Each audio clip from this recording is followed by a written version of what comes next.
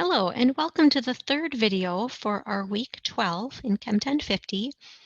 In this video, we are going to be talking about amines. Amines are the functional group that we'll be working with that contains nitrogen.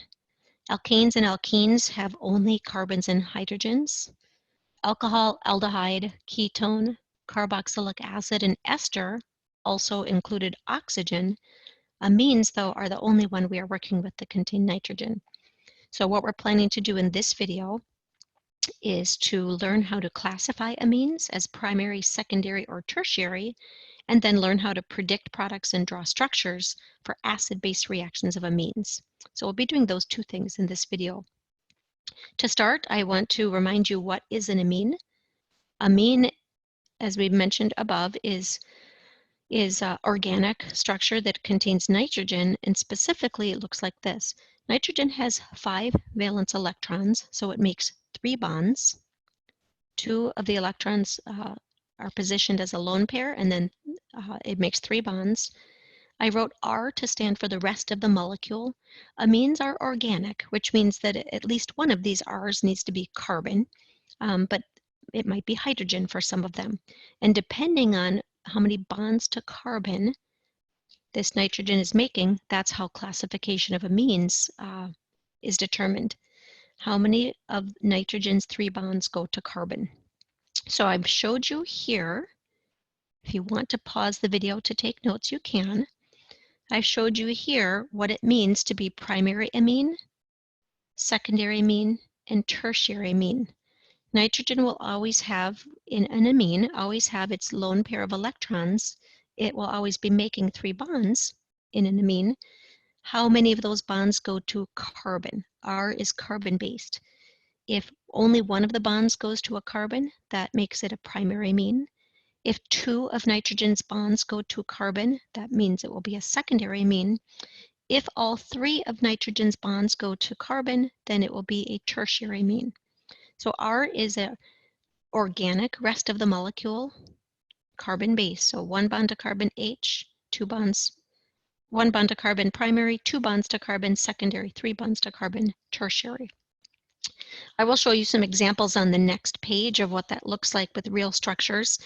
And I will also use that opportunity to share with you a few examples of where amines show up in regular life.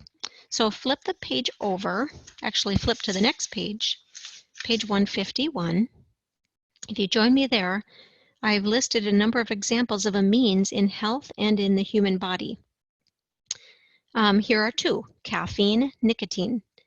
We will not be naming amines, but I would like you to notice that if you see the name, whether it's an IUPAC name or not, amine names often end in the 3 letters INE, I-N-E. You do need to spell it or see it spelled out because ENE, alkenes, also sounds like ene. INE is pronounced ene. So you need to see it to see if it's spelled ENE or INE. But if it's spelled INE, that indicates an amine. An amine, again, is nitrogen with 3 bonds. The lone pair may or may not be shown. There's a lone pair here. There's a lone pair. There's always a lone pair. It may or may not be shown, but what is shown is the nitrogen as part of the organic structure. We could right now take this opportunity to classify these amines as primary, secondary, or tertiary. This nitrogen, of course, is making 3 bonds. All 3 of its bonds are going to carbon, so this is a tertiary amine. All 3 of this nitrogen's bonds are going to carbon. So notice we're not counting carbons, we're counting bonds to carbon. This one is a perfect example. I'll draw in the carbons. Nitrogen is bonded to 2 carbons, but that's not what we're counting. We're counting how many bonds to carbon. 1, 2, 3. This nitrogen is making 3 bonds to carbon, so this nitrogen is tertiary. This nitrogen is making 3 bonds to carbon, tertiary. 3 bonds to carbon, tertiary. 3 bonds to carbon, tertiary. 3 bonds to carbon, tertiary. All the bonds in both of these structures, all the nitrogens in both of these are tertiary. Let's find an example where that's not the case. How about this one, Novocaine? That's a topical anesthetic that's often used in dentistry. If you hear it's pronounced Novocaine, it might sound like it ends in A-N-E, which would indicate alkane. But if you see it spelled out, it does end in I-N-E. The last three letters are I-N-E. That indicates it's an amine, and sure enough, it is an amine. I see the two separate nitrogens. This nitrogen is bonded to 3 carbons. I'm sorry, this nitrogen is making 3 bonds to carbon, so it's tertiary amine. This nitrogen is only using one of its bonds to bond to carbon. The other 2 are to hydrogen. So if only one bond is being made to carbon, then this is a primary amine. So there's examples of how amines show up in health. Notice a lot of it is related to medicine. Morphine is an anesthetic. Novocaine is an anesthetic. Down below, I've shown a sneak preview to what I list at the top of the page of some amine salts. These are amine salts. So we'll be seeing in the reaction we're looking at next, how do amine salts get formed and what do they have to do with amines? Here we're back to amine, methamphetamine, otherwise known as meth. It ends in I-N-E, and in fact it ends in the word amine. Here's an example of a secondary amine. 2 of nitrogen's bonds are going to carbon, and only 1 of them is going to H. Remember, don't get fooled by this condensed notation. H is never in between 2 elements. It can only make 1 bond. So you need to remember that that H is not bonded to carbon and nitrogen. It only makes 1 bond. So this carbon is bonded to the H. This nitrogen is bonded to carbon. So there's a bond to carbon, there's a bond to carbon. That makes it secondary. Here is a primary amine. Only 1 bond is going to from nitrogen to carbon. So this is classifying amines as primary, secondary, or tertiary. Let us flip the page over and learn a little bit about the acid-base reactions of amines. That will help us figure out how amine salts relate to amines. So on the next page, which is page 152, we'll look at acid-base reactions of amines. I'm going to pause the video for a moment, have you pause the video for a moment so that you can read through. Now that you've had a chance to read through, you have seen that amines are bases. I have not shown you ammonia, but I'll do that right now. This is ammonia.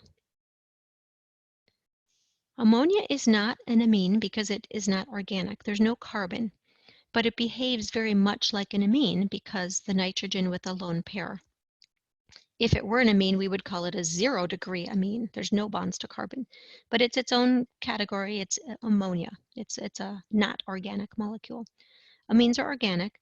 Ammonia and amines are bases because of that lone pair of electrons. Remember that electrons are negative. Remember what acids do and remember what bases do. In general, acids donate H+, bases accept H+, and there's a lot of other ways we could say accept. We could say bases attract H+, bases steal H+, bases accept H+. They will be not donating, but opposite. We can see why amines will act as bases. The lone pair of electrons is the reason. Electrons are negative, so of course negative attracts positive. Bases will accept H+, the plus, because of the negative electrons of that lone pair. So here's a general example of what that would look like. This is an amine.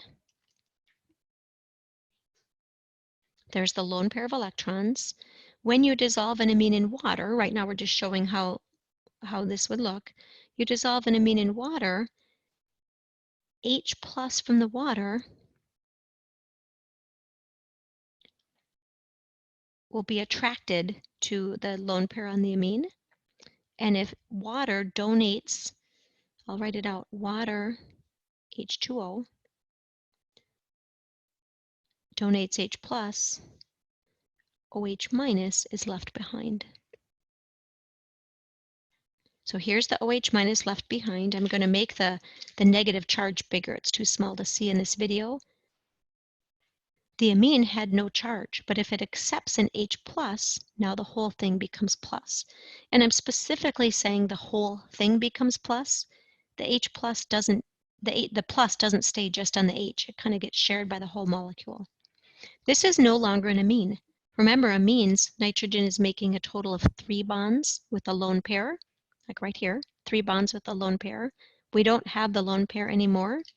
And this is some sort of salt. We see, well, it will be a salt. It's not a salt yet because of the OH minus, but this is some sort of ionic compound. This right now is an ion. So what has happened is amine accepted H+ to become an ion. Let's see, I started talking about salts. Let's see what that would look like is if we allow an amine to react with an, excuse me, an actual acid. We already know the general reaction. We've seen this in video 1 today. Acid plus base react with each other to form a salt, and sometimes plus water depending on if it's in solution. Acid plus base forms salt. We saw in video 1 what it looks like if the acid happens to be carboxylic acid. Now let's see what the video looks like if the base, or what the reaction looks like if the base happens to be an amine. Here's an example. This is an amine, which is a base. HCl is, of course, an acid. The H+ from the acid will get donated to the amine. And there it is. Instead of 1 H with no charge, now there's 2 H's with a plus charge. 2 H's with a plus charge. We've just formed an ion. HCl lost an H+, so what's left behind? What's left behind is Cl-. If you take HCl and remove H+, the stuff left behind will have a minus charge, so Cl-. This is no longer an amine because now it lost its lone pair and now it has 4 bonds. This is no longer an amine, it has charges. This is a salt. And specifically, because it's not just a random salt like what you put on a potato, this came from an amine, and so we will call it an amine salt, sometimes called an ammonium salt. So ammonium salt is the official name that biochemists use. Once in a while, you'll find a textbook or somewhere online that calls it amine salt. They're the same, but ammonium salt is the preferred term.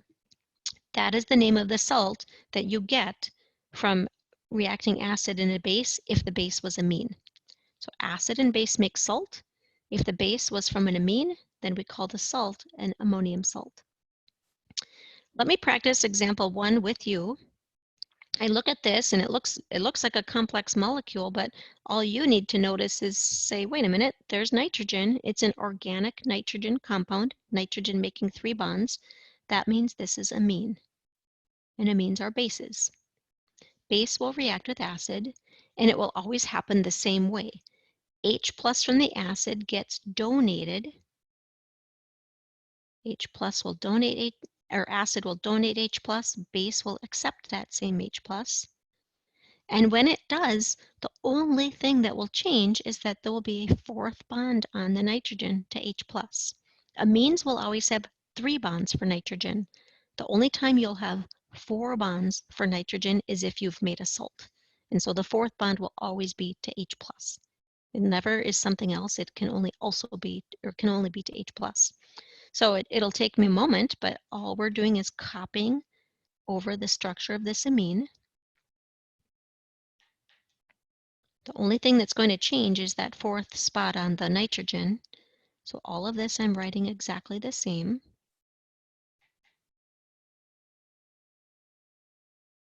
It used to be that there was a lone pair here, and again, it might not be shown. Here it was not shown, but you know that it's there.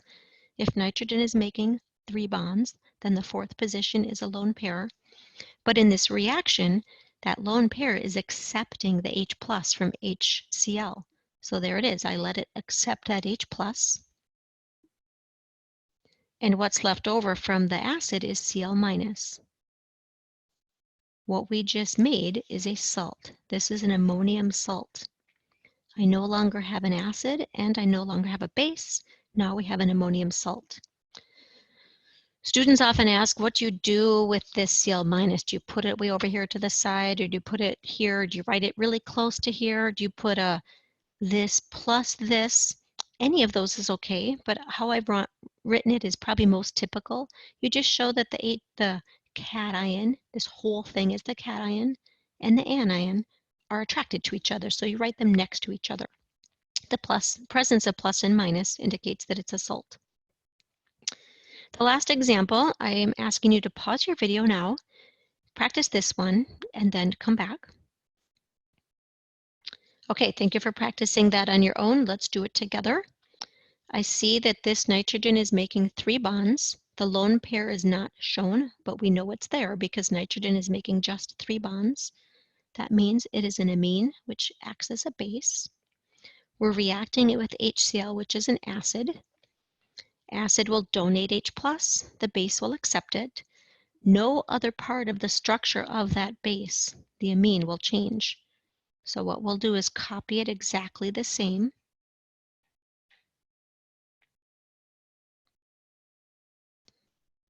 I've copied it exactly the same, but if we allow it to accept H+ from the acid, now there will be 2 H+. So that H+ I just drew did not used to be there, but I allow the amine to accept H+. It, of course, always goes to the nitrogen because that's where the lone pair was. What's left over from the acid? Cl-. The cation and the anion mean that this is now a salt. And since the salt came from an amine, we call it an amine salt, or more properly, ammonium salt. If you would like to see more examples of this, there is an extra supplemental video available for you. I posted it to D2L if you'd like to see more practice. Thank you for joining me for the final video of week 12.